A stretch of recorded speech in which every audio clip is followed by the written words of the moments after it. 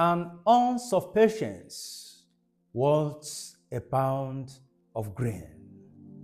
My name is Reverend Father Joseph Adigwe, a priest of Iseloko Diocese. My dear friends in Christ, I want to speak or talk about patience as a virtue and why we need it in our lives. Because a hasty climber does not gather any debris. What do I mean by this one?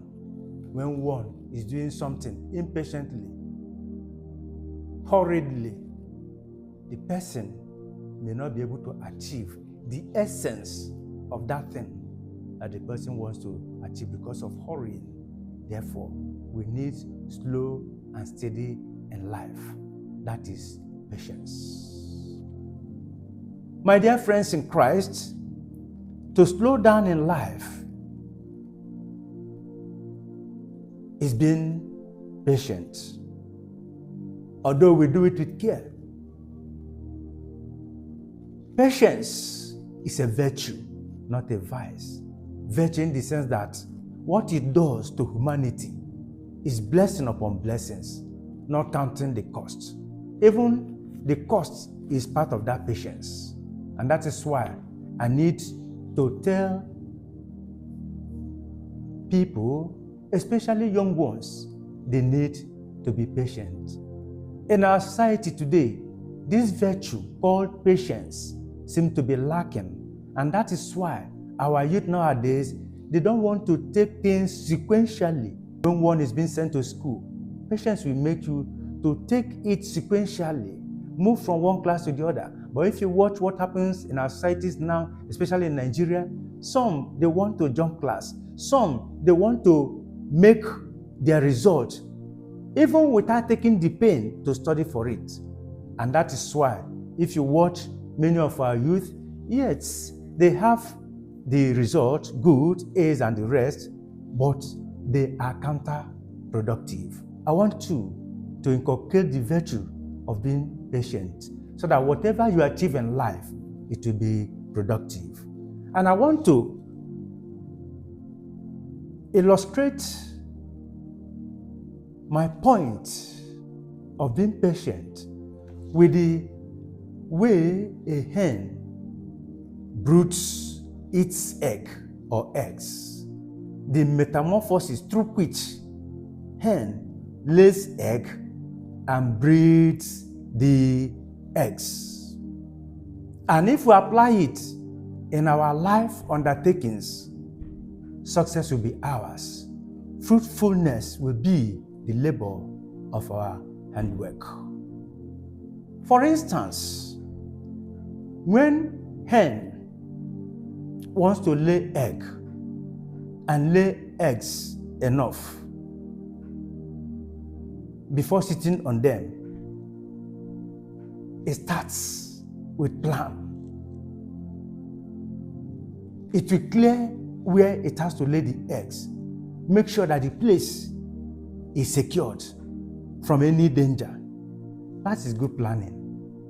In the same way, anyone going into any expedition or anything to achieve in life, you need to have plan.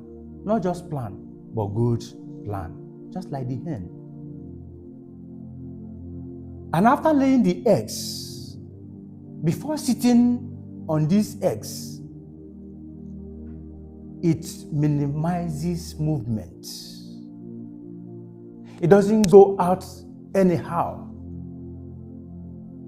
She limits her movement so as to be able to monitor the eggs to see that evil one does not come to devour them. That calls for discipline. Anybody that wants to achieve success in life, you have to discipline yourself. There are certain things you need to let go. Yes, they may be so impressive to you that time, so urgent to you, But if you see that it will serve as an obstacle, even more than the gain you are going to receive at that point in time, shake it off. That is discipline. It's just like a student that wants to read for a good, reasonable number of hours. You don't need to eat too much. You don't need to drink as to be drunk or to stupor. Everything has to be with moderation, average. And you see that when you act or read or study, you do it well. This we can learn as part of the virtues or attributes of being patient. Discipline. This hen,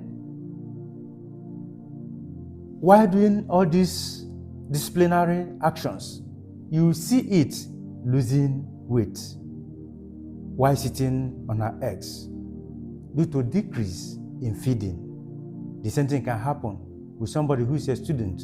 If you try to discipline yourself to eat moderately, somehow you will lose weight. But there is joy in it. That thing you avoid is called sacrifice and self-denial. One who wants to be patient